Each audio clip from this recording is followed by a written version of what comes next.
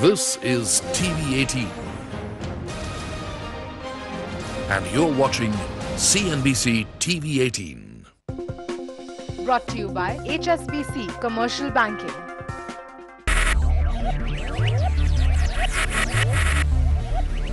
Focus, ideate, innovate, enable.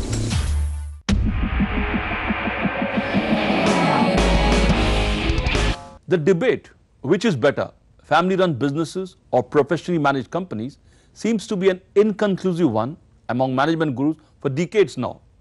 So it was a pleasant surprise to read the November 1st week edition of The Economist, where it says, and I quote, "The family-controlled firms now make up 19% of the companies in the Fortune Global 500. That is up from 15% in 2005. Quoting McKinsey's study, the magazine says by 2025 there will be more than 15,000 family-run companies worldwide with at least $1 billion in annual revenues, of which 37% will be emerging market family firms. In 2010, there were only 8,000 firms worldwide of this size, and only 16% of them were family controlled from emerging markets." Unquote. In India, 67% of businesses are family run. So it is clear which way the scale is tilting. Indeed, family run businesses are gaining currency worldwide. Hired managers never have the same anxious vigilance in running companies as owners, wrote Adam Smith in his book The Wealth of the Nations more than 200 years ago. Now, the interesting fact that has emerged from the McKinsey study is that family-run firms are less likely to load up on debt. The story of this week's episode falls under the category of family-run business, and this Mumbai-based company conformed to the McKinsey study. It is debt averse. Supreme Industries, the 72-year-old company listed on BSE and run by Taparia, are pioneers in plastic products. They make PVC pipes, bathroom fittings, molded furniture, dashboard for cars and LPG cylinders, to name a few. What makes Taparia unique is that they betted big on plastic way back in 1966. Take a look at Supreme Industries' story and you'll know what stick to knitting means.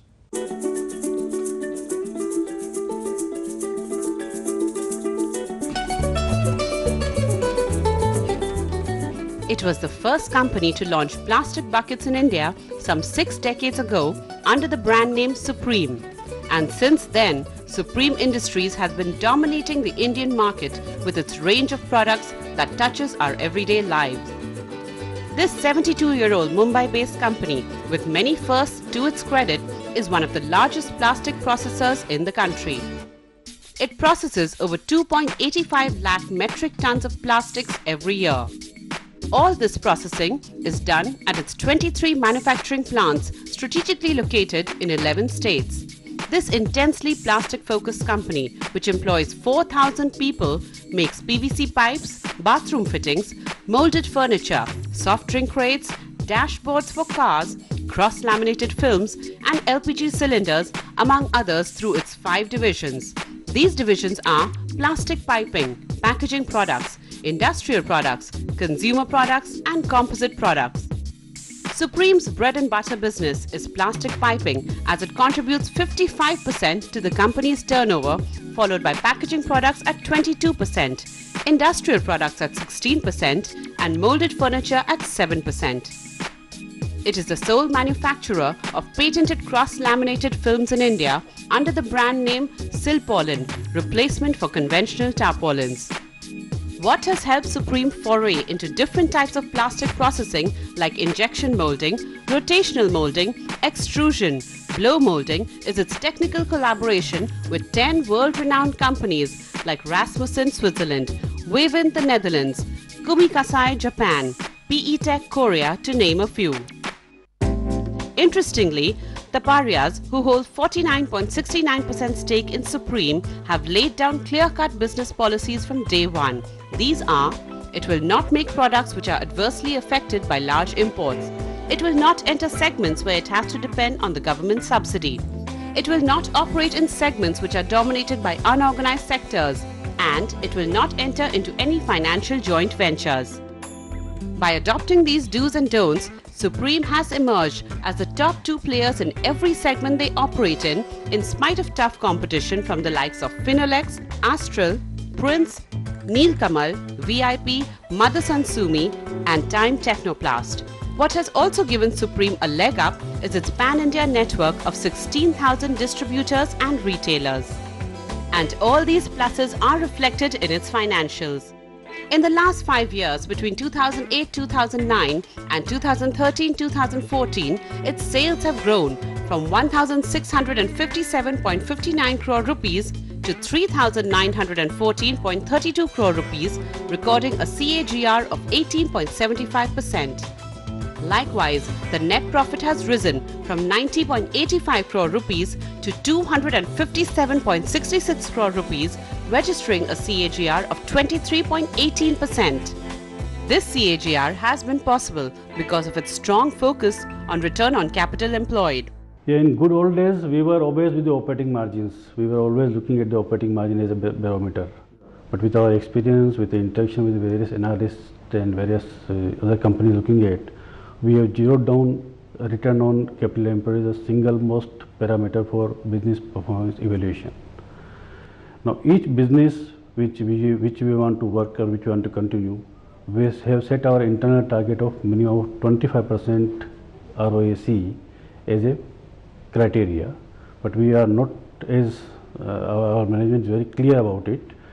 Every incremental capex, every business which we want to continue, we measure that performance parameter, because we know if we get return on capital employed, all other financial parameters get met with. Okay. And that's how we are looking. And as a policy, the company is very conservative in financial leveraging. We don't want to raise more money. We want to remain always our debt equity between 0.5 to 0.6. So the allocation of capital is the key parameter. Each business has to pitch hard for the money, for the capital. I think allocation capital is limited because we can't over leverage. So each business has to pitch hard for the money. This financial discipline has enabled the company to issue bonus shares 6 times between 1978 and 2006 while constantly hiking dividend year after year. Little wonder then that shareholders are all smiles today. But the scene was different before Taparia's entered. To hark back in time, Mahavir Prasad Taparia was born in 1937 at Jaswantgarh, Rajasthan. He was the youngest of the 3 children family. His father, Surajmal Taparia, was trading in textiles. After his schooling from Vishudhanand Saraswati Vidyalaya, Kolkata, Mahavir Prasad did his BA from City College and Scottish Church College, Kolkata University in 1955. He then moved to Mumbai and joined the Government Law College. But he gave up studying law midway and plunged into the family's textile business in 1957. Taparia Textiles sold saris and dhotis. By 1965, the Taparias decided to exit the textiles business as it was proving to be unremunerative. So, they were scouting for a new line of business. Coincidentally, Kantilal K. Modi, who founded Supreme Industries in 1942, was keen to sell his company as he had no heir. Thus, in 1966, the Taparias acquired Supreme Industries, a listed company on the BSE, by paying 6 lakh rupees to Modi. Besides buckets, Supreme made a range of products from its 2 units located in Wadala and Naigaon near central Mumbai. Here, one must credit the Taparias for their vision of betting big on plastics way back in 1966. Then, the Taparias neither had the knowledge of plastics business nor the experience of running a limited company. The only thing they had in abundance was commercial acumen, and that helped them to sell unrelated businesses and focus only on plastics. They skipped the dividend for the first 2 years, but after 1968, the Taparias never looked back. In 1973, they closed down the Wadala and Naigaon units and consolidated production units in Andheri. And by 1977, they moved their corporate office to Nariman Point. All these pointed out that the Taparias had indeed arrived. In 48 years, the Taparias grew Supreme's turnover from 19 lakh rupees in 1966 to 4,000 crore rupees in 2014. Today, its branded products contribute to 79% of its turnover, and the future could see this ratio moving higher. What has also helped the company grow consistently is its strategy of entering areas where scaling up was possible. We would like to take a product which we can scale up. See, the amount of time and energy required for development of any product or development of a factory or installation of machines, it takes same time whether you put a small project or a big project. So wherever, of course, India being the large country and plastic products, freight, whatever is freight intensive, so we have to put at different locations. So we select a product which could be put at different locations. Like say cylinder, we have put the first plant in western zone, it is near Baroda. Now if things go well, then we know that we will require in north, south, east. So we can put up, then duplicating capacity becomes very easy.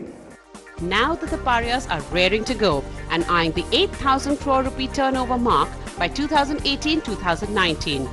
Towards this, they are betting big on LPG cylinders made out of composite materials which will replace the traditional metal cylinders. Besides, they have chalked up 1,400 crore rupee capex plans. All in all, the mood certainly seems rather upbeat at Supreme Industries. On that note, time for a short break. When we come back, we will talk to MP Taparia, who has been the managing director for the last 47 years, to find out why he betted only on plastics. Also joining us on the show will be Sandeep Uppal of HSBC. Stay tuned.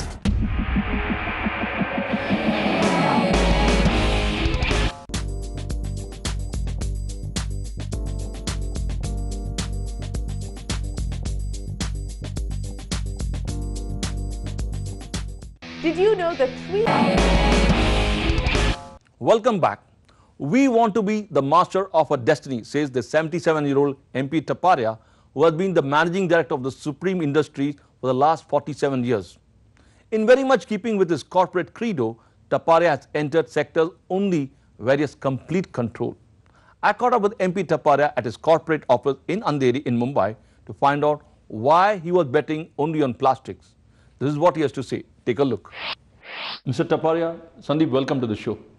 Mr. Taparia, if I may begin by asking you, your family was traditionally in the textile business. So how did you think of switching into plastic, that too 50 years back? And you're really betting big time on plastic. I joined my family business in 1956. My family was in business to buy textile from composite mill and distribute in mostly eastern India. Okay. Our office was in Bombay and headquarters was in Calcutta. And I joined Bombay office to involve in buying the textile goods from the textile composite mills. Okay. After 2 years we found that it becoming less profitable. Then from the buying finished goods from composite mill, we moved to get the goods made on power looms, purchasing yarn from composite mill, getting the goods made and getting it processed and distributing throughout the country. In 1965, the Central Board of Excise and Customs, they said that this type of activity will take you as a master weaver, then you have to pay the excise duty which is payable by composite mill, so it became unprofitable. Okay. So we wound up that business. Then the family was looking to start some business. So, and we wanted to go, that we should go into industry now, we don't want to remain as a trader. This was the move in 1965. Some of our family friends advised us that this company of Supreme Industry Limited is available for sale. You can buy a managing interest and they are predominantly in plastics and plastic is a good growth area. They introduced us to some consultant and they also told us that plastic is a great market. We didn't have much knowledge about plastic that time, but as out of enthusiasm and with our enterprising thinking, we thought let us move to a new market and go into plastic business, and that's why we moved into plastic product. okay. Now, what I want to ask you, since this business was not known to you and your family, so there must have been quite a few hurdles. So how did you manage to cross those hurdles? The biggest hurdle was when we purchased the company, we were not knowing what was the reason the seller is selling the company. Okay. The seller was in difficulty.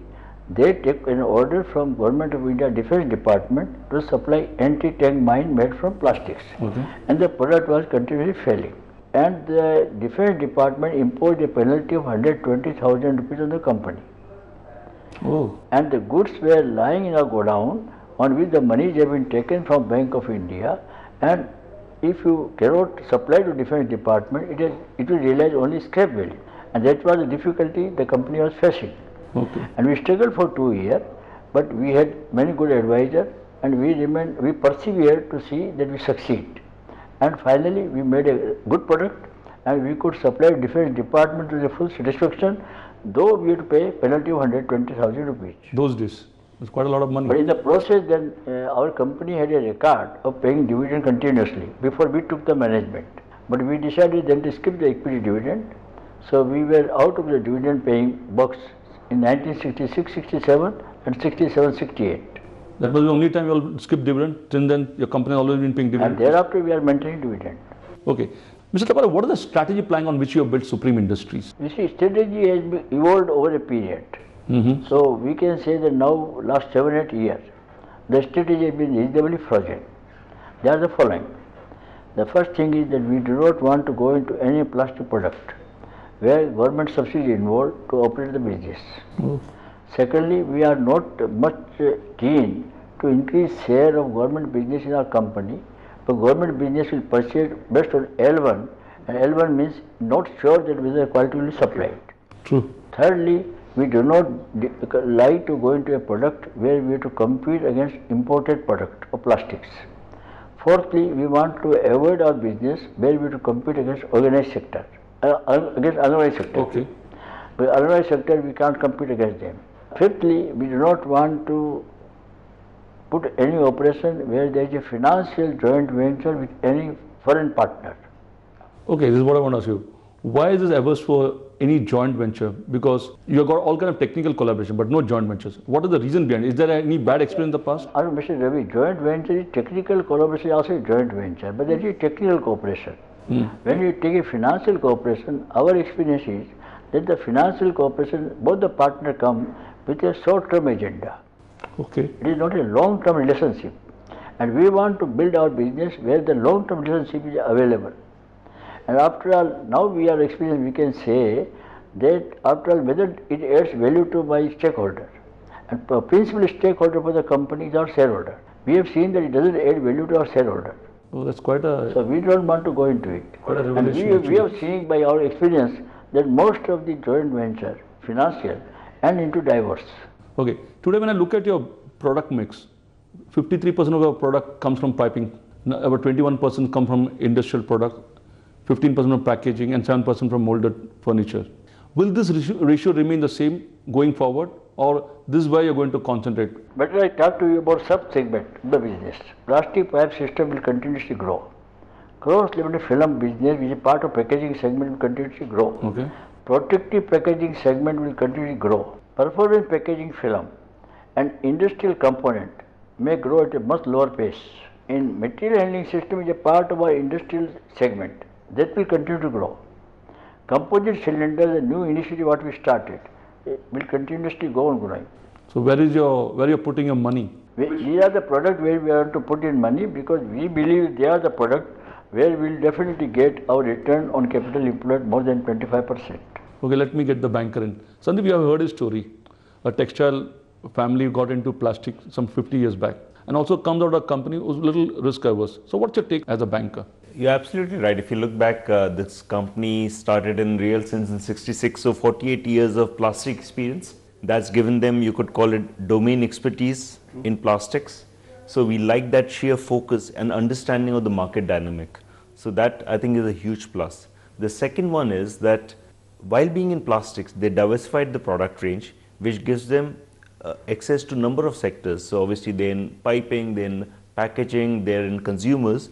And that diversity helps them that if some sector goes down, the others can pick up the load. True.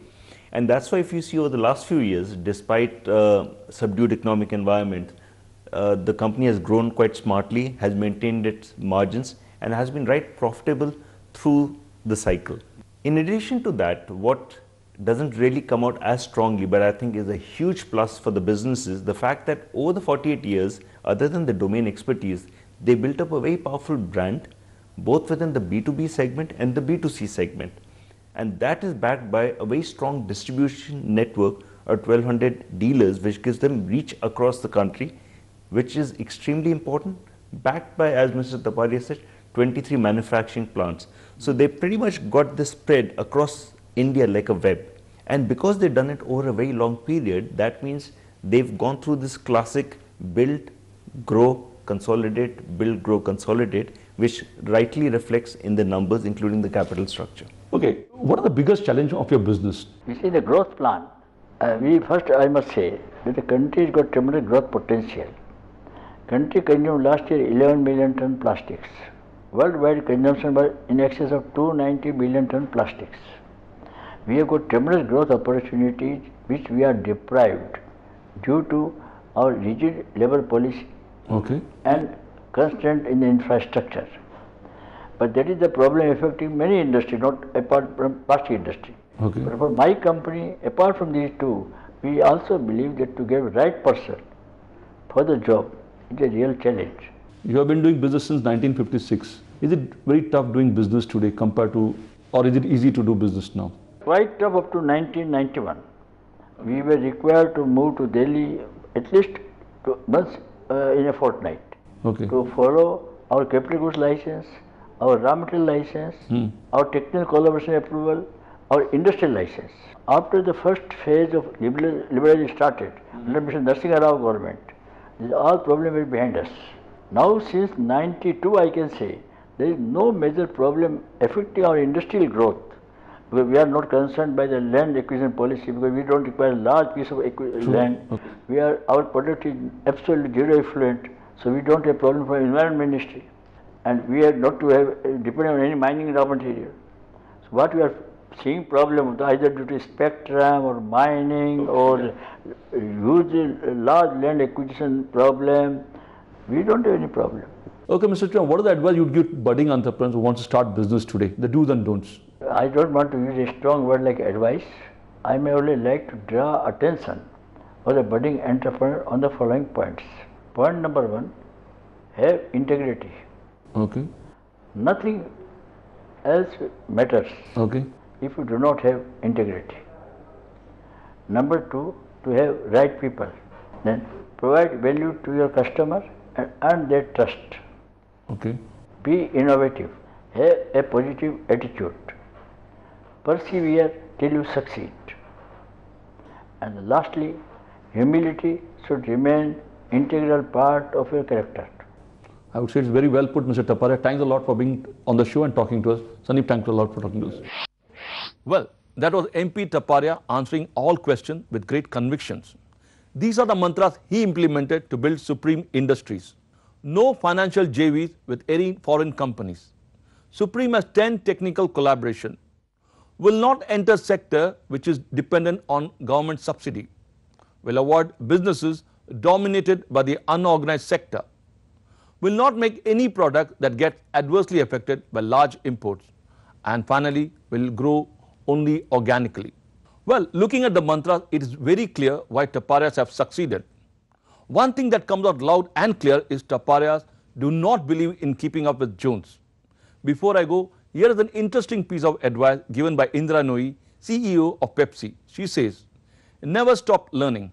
Whether you are an entry-level employee fresh from college or CEO, you don't know it all. Admitting this is not a sign of weakness. The strongest leaders are those who are lifelong students. On that thinking note, it is time to say goodbye. Keep watching CNBC TV 18.